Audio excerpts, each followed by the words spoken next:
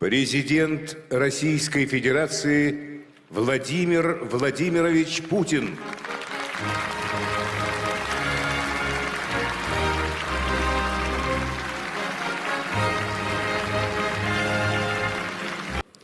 Благодарю вас за службу, за большой, значимый вклад в обеспечение безопасности и суверенитета страны.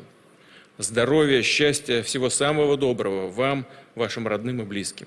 Еще раз поздравляю вас с праздником и наступающим Новым годом. Благодарю вас. Премьера Михайловского театра заслуженного артиста России Ивана Васильева. А сейчас прозвучит...